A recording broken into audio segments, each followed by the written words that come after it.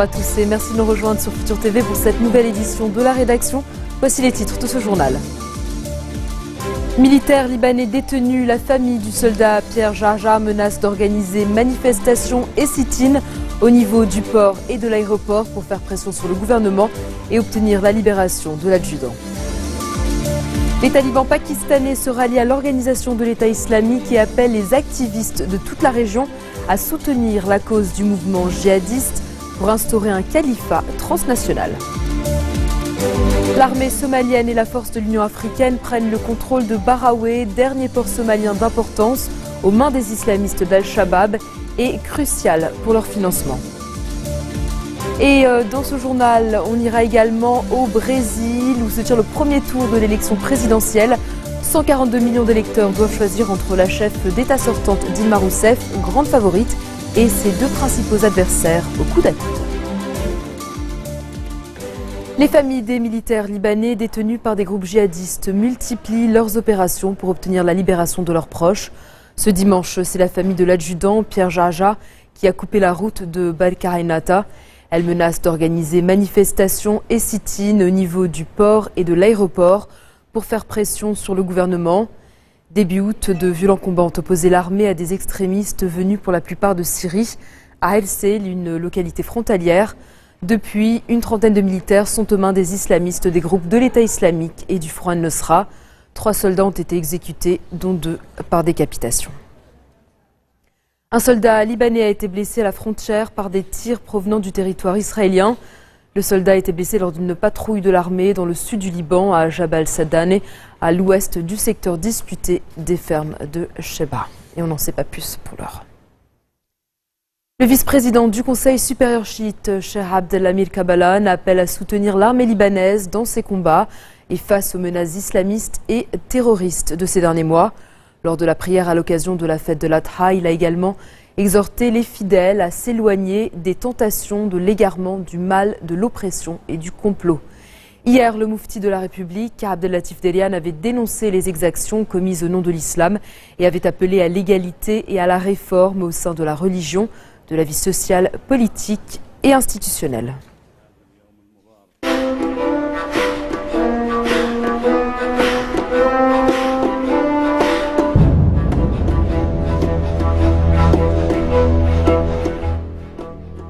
L'organisation de l'État islamique s'est emparée d'une partie d'une colline clé qui surplombe Ain el-Harab à proximité de la frontière turque. Les djihadistes tentent depuis 3 semaines de prendre cette ville syrienne aux forces kurdes, mais leur progression a été freinée par les frappes de la coalition menée par les États-Unis. Il y aurait eu 7 nouveaux raids aériens contre les positions de l'EI cette nuit. Si les djihadistes s'emparent de la totalité de cette colline, c'est toute la ville de Ain el-Harab qui sera dans leur viseur. Selon l'Observatoire syrien des droits de l'homme, les combats auraient fait des centaines de morts dans les 2 camps depuis la mi-septembre. Daesh a réussi à s'emparer de près de 70 villages dans le nord de la Syrie, poussant 300 000 habitants à fuir, dont plus de 180 000 ont trouvé refuge en Turquie. La prise de Ain el-Harab permettrait à l'EI de contrôler sans discontinuité une longue bande de territoire à la frontière turque. Je vous l'annonçais en titre, les talibans pakistanais se rallient à l'organisation de l'État islamique et appellent les activistes de toute la région à soutenir la cause du mouvement djihadiste en faveur de l'instauration d'un califat transnational. Un appel transmis dans le message du TTP, le Tehrik-e-Taliban Pakistan, à l'occasion de la fête d'Al-Adha. Pour l'instant, il n'y a aucune preuve de lien concret entre le TTP et l'État islamique, mais des membres du mouvement actifs en Syrie et en Irak ont récemment été vus distribuant des tracts à Peshawar, au nord-ouest du Pakistan. Des drapeaux de l'EI ont par ailleurs été vus dans le Cachemire indien. Les Émirats arabes unis, étonnés de propos attribués au vice-président américain et qui suggèrent qu'ils avaient financé et armé des groupes djihadistes en Syrie. Le ministre d'État aux Affaires étrangères a demandé une clarification des propos de Joe Biden, alors qu'Abu Dhabi participe au raid de la coalition internationale contre l'organisation de l'État islamique en Syrie. Le vice-président américain s'est déjà excusé pour ses propos, impliquant aussi la Turquie, et dans lesquels il avait accusé les alliés de son pays d'avoir financé et armé des organisations terroristes en Syrie. Dans un instant, en direction le Mexique, où une fosse a été découverte après la disparition de 43 étudiants.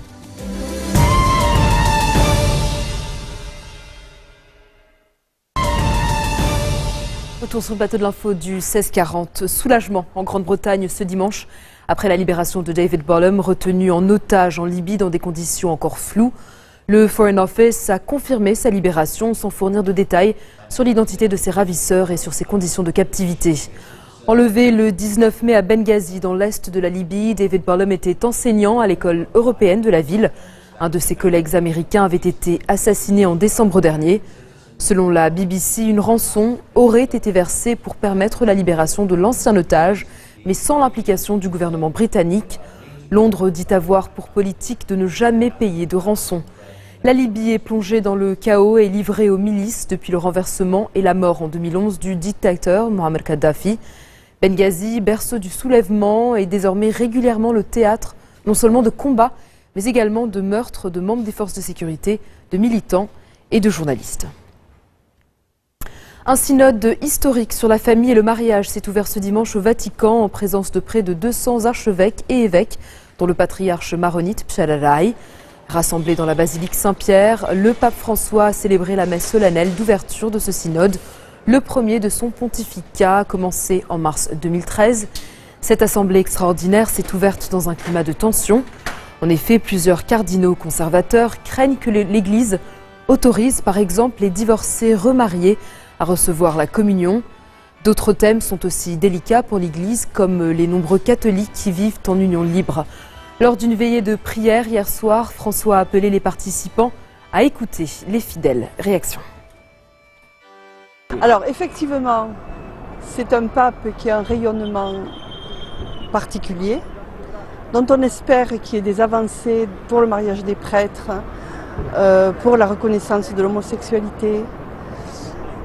Mais à la foi c'est la foi, l'Église c'est l'Église, il ne peut pas tout transformer comme ça. Mais il a un esprit d'ouverture qui fait qu'on espère qu'effectivement il y ait cette... tu es d'accord avec moi? Et la place des femmes dans l'Église. Et la place des femmes.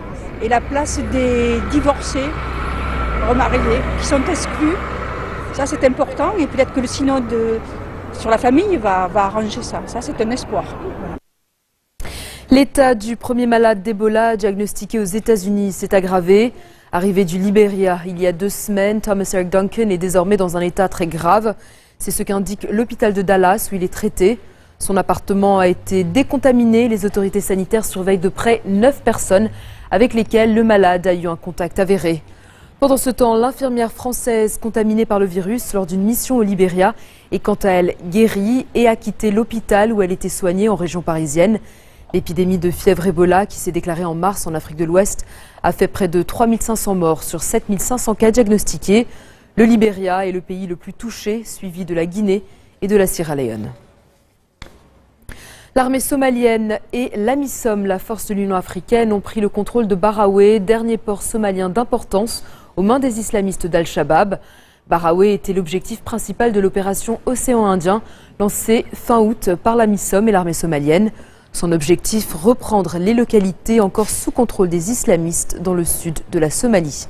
La chute de Baraoue est un nouveau coup dur porté aux Chebab, un mois après la mort de leur chef suprême, Ahmed Abdi Godane, tué début septembre par une frappe aérienne américaine.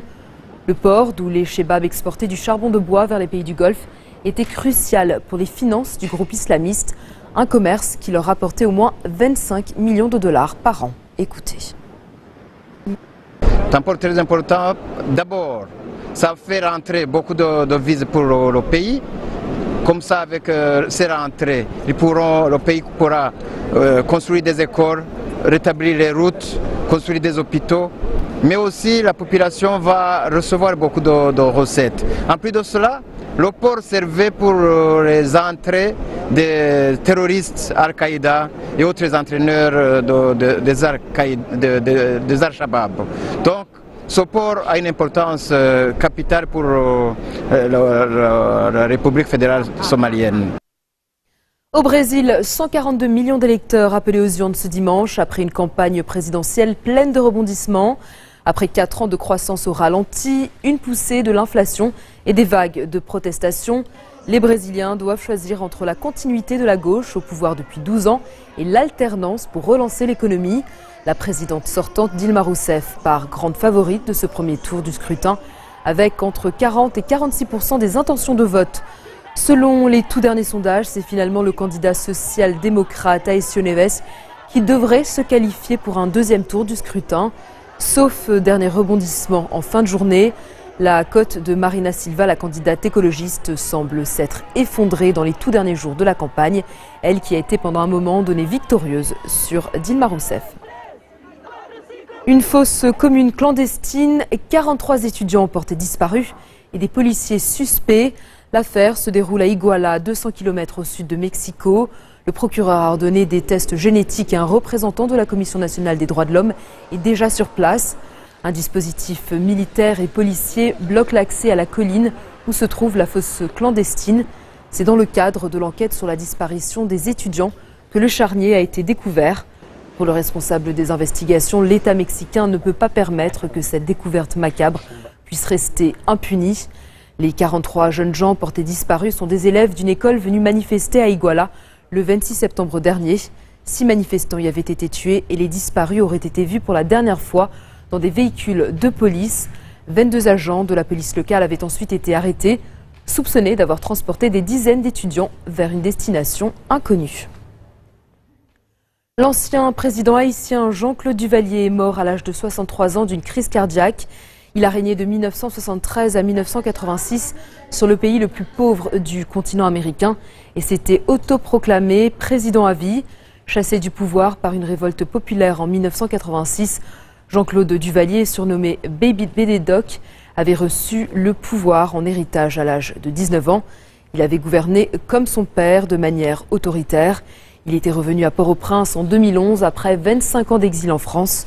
Depuis le mois de février, il était poursuivi pour crimes contre l'humanité. Il avait décidé de faire appel. En septembre 2013, la justice suisse avait ordonné la confiscation des biens de l'ancien dictateur, estimés à 5 millions de dollars. Et c'est la fin de ce journal. Tout de suite, le rappel des titres qui ont marqué l'actualité de cette journée. Militaire libanais détenu, la famille du soldat Pierre Jarja menace d'organiser manifestations et sit-in au niveau du port et de l'aéroport pour faire pression sur le gouvernement et obtenir la libération de l'adjudant. Les talibans pakistanais se rallient à l'organisation de l'État islamique et appellent les activistes de toute la région à soutenir la cause du mouvement djihadiste pour instaurer un califat transnational. L'armée somalienne et la force de l'Union africaine prennent le contrôle de Baraoué, dernier port somalien d'importance aux mains des islamistes d'Al-Shabaab et crucial pour leur financement. Et puis, premier tour de l'élection présidentielle au Brésil, 142 millions d'électeurs doivent choisir entre la chef d'État sortante Dilma Rousseff, grande favorite, et ses deux principaux adversaires au coude à coude. Merci de votre attention. Retrouvez-nous tous les jours à 16h40 heure de Beyrouth. Vous pouvez également nous suivre en ligne sur notre site web ou en téléchargeant notre application mobile. Excellente soirée à toutes et à tous.